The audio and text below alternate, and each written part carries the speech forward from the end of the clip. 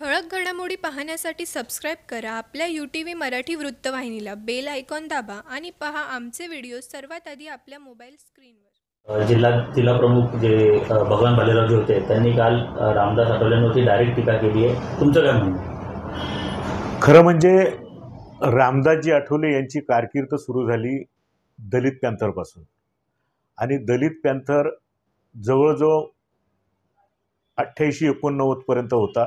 89-90मध्ये readers प्रकरण घडलं. Republican चळवळीतले जे नेते ते सर्व एकत्र आले आणि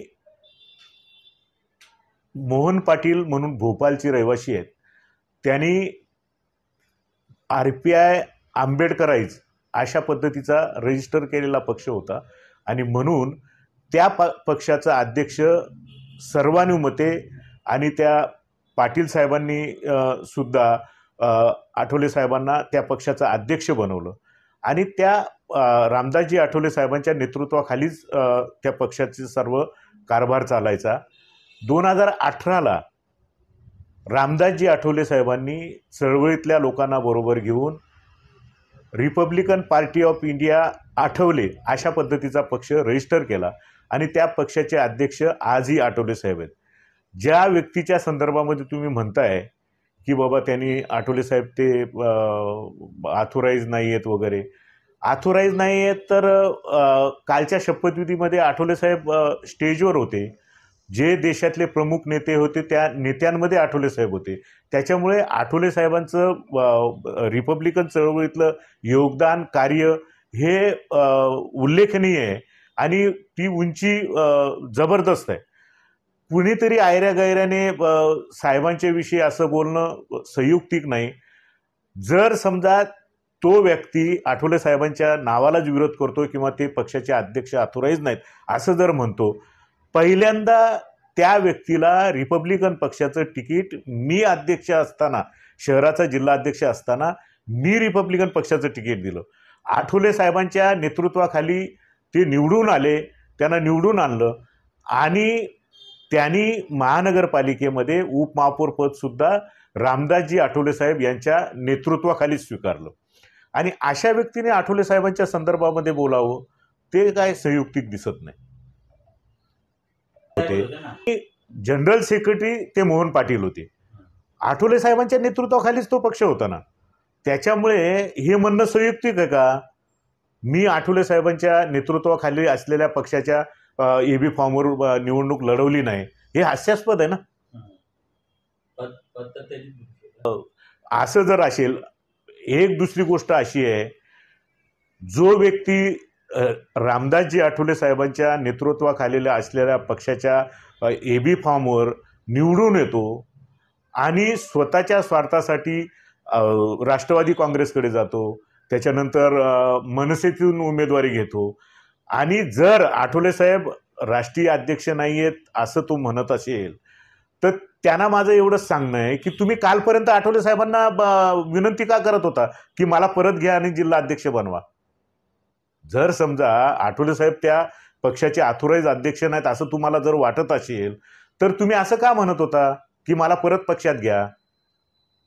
खरं म्हणजे रामदासजी आठवले साहेब हेच रिपब्लिकन पक्षाचे राष्ट्रीय अध्यक्ष.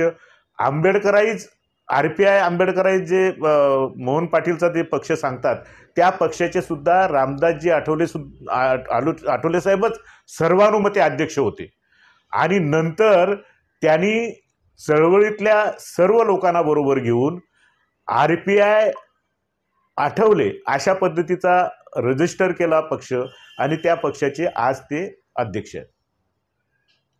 लोकांमध्ये कार्यकर्त्यांमध्ये संभ्रम निर्माण करण्याचं काम करतायत आणि उल्हासनगरमधली जी रिपब्लिकन जनता आहे, रामदासजी आठवले साहेब यांच्यावर विश्वास ठेवणारी जनता आहे आणि ती जनता कुठेही जाणार नाही, आठवले साहेबांच्या सोबतच राहील असं मी आपल्याला निक्षून सांगतो. RPI आणि RPI ह्याच्यात काय अंतर आहे? पूर्वी तो पक्ष RPI आंबेडकराईज, RPI म्हणजे RPI आंबेडकराईज होता. आता तो RPI आठवले अशा पद्धतीचा रजिस्टर झालेला आहे आणि त्या आठवले RPI आठवले गटाचे राष्ट्रीय अध्यक्ष माननीय रामदासजी आठवले.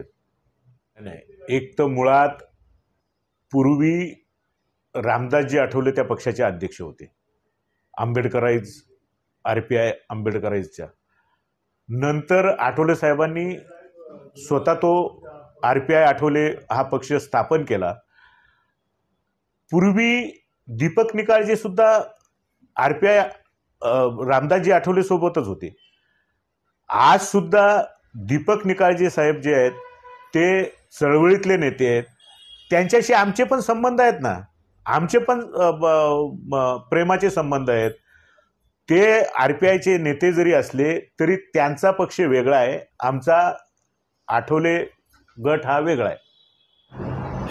कसं आहे माहिती आहे का, धरसोड वृत्ती करणाऱ्या लोकांना RPI जे ओरिजिनल पक्षाची लोक आहेत ती लोकांनी नाकारलेलं आहे. त्याच्यामुळे त्यांच्या बोलण्याला आम्ही काय महत्त्व देत नाही. येत्या काळामध्ये मला सुद्धा 2017ला जे काय कट कारस्थान करून पक्षातनं काढलेलं होतं, मी जे आमचे RPI BJP आणि सेना यांच्या अलायन्समधल्या पक्षामध्ये मी गेलो होतो आणि माननीय एकनाथजी शिंदे यांच्या नेतृत्वाखाली मी 2017 पासून तर कालपर्यंत काम केलं. परंतु मी एका शब्दाने माननीय नामदार आठवले साहेबांच्या संदर्भामध्ये वेडंवाकडं बोललो नाही. आणि ही समयसूचकता प्रत्येकाकडे असावी. खरं म्हणजे रामदासजी आठवले साहेबांच्या जीवावर जो माणूस मोठा झाला त्याने अशा पद्धतीचं वक्तव्य करणं संयुक्तिक नाही. मी भगवान भालेराव त्यांचं नाव घेण्याची माझी इच्छा नव्हती, परंतु मी त्यांनासुद्धा विनंती करेल की तुम्ही चळवळीतले कार्यकर्ते आहात, तुम्ही अशा पद्धतीचं संभ्रम निर्माण होईल असं कुठलंही वक्तव्य करू नका. अशा पद्धतीची मी रिपब्लिकन पक्षाच्या वतीनं त्यांना एक समज देतो. पण नाना त्यांनी 3 पक्ष बदलले, त्यामागचं काय कारण असेल? नाही, ही स्वार्थी वृत्ती. आता कोणी भारतामध्ये लोकशाही आहे, लोकशाहीमध्ये कोणी कुठे जावं, कोणी कुठे काम करावं तो ज्याचा त्याचा प्रश्न आहे. त्यांनी सुद्धा कुठेही काम केलं तर स्वतःचं वर्चस्व वाढवण्यासाठी त्यांनी काम करावं. दुसऱ्यांवर ॲलिगेशन करून माणूस कधीच मोठा होत नाही. माझं त्यांना सांगणं आहे, त्यांनी मी रिपब्लिकन पक्षाचा 2008 पासून तर 16 पर्यंत अध्यक्ष होतो. माझ्या अध्यक्षतेखाली सुद्धा माझ्या अंडरमध्ये त्यांनी काम केलेलं आहे. त्यांनी बघितलं आहे मी कसं काम करतो, तसं त्यांनी स्वतःचं वर्चस्व वाढवण्यासाठी काम करावं. आम्ही त्यांना कधीच विरोध करणार नाही. खरं म्हणजे कसं आहे, माणसाने आपली कुवत बघून कुठलीही गोष्ट करावी. मी जवळजवळ 35-36 वर्षापासून, त्याच्याही अगोदर पॅन्थर चळवळीपासून सामाजिक क्षेत्रामध्ये काम करतो. सामाजिक क्षेत्रामध्ये काम करत असताना आपली कुवत ओळखून कुणी आपली हे करावी. आपण येणाऱ्या ह्या झालेल्या विधानसभेच्या निवडणुकीमध्ये त्यांनी 25,000 30,000 मतं मिळतील अशा पद्धतीची वल्गना केली होती. प्रत्यक्षात 4,000 मतं मिळाली. तर जसं करावं तसं भरावं अशा पद्धतीचा निसर्गाचा नियम आहे. निसर्ग कुठल्याच व्यक्तीला माफ करत नाही. मी जे चुकीचं काम करेल त्याचं प्रायश्चित्त निश्चित मला मिळेल. तसं त्यांनी जे काय केलं ते त्यांना त्याचं प्रायश्चित्त मिळालेलं आहे. खरं म्हणजे आज आपण पत्रकार परिषद घेण्याचा तसा काही उद्देश नव्हता. तुम्ही सहज 6 डिसेंबरचं औचित्य साधून या ठिकाणी विचारायला आलात. आज माझ्या कार्यालयामध्ये बघा, कार्याध्यक्ष असतील, उपाध्यक्ष असतील, जनरल सेक्रेटरी असतील, युवाचे कार्याध्यक्ष, युवाचे कार्यकर्ते असतील, सर्व या ठिकाणी तुम्हाला बघायला मिळतंय. तुम्ही शहरामध्ये Republican party of India Athawale ह्या पक्षाला कशा पद्धतीचं उल्हासनगरमध्ये एक वातावरण आहे. येणाऱ्या महानगरपालिकेला तुम्हाला त्याचा रिझल्टवरनं निश्चितच अंदाज येईल. कोणी कितीही वल्गना करू देत, इथे रामदासजी आठवले साहेबांना मानणारा वर्ग आहे आणि कार्यकर्त्यांना सुद्धा मी विनंती करतो की संभ्रमाचं वातावरण कोण निर्माण करत असेल तर त्याला तुम्ही अजिबात बळी पडू नका. आठवले साहेब आणि आंबेडकराईज हे नावाचं एक दोन्ही नावाचे एक हे आहे. त्याच्यामुळे त्या नावाच्या याच्याला कोण भुलथापा मारत असेल तर त्यांना बळी पडू नये एवढंच मी कार्यकर्त्यांना आवाहन करतो. ठळक घडामोडी पाहण्यासाठी सबस्क्राईब करा आपल्या UTV मराठी वृत्तवाहिनीला. बेल आयकॉन दाबा आणि पहा आमचे व्हिडिओ सर्वात आधी आपल्या मोबाईल स्क्रीनवर.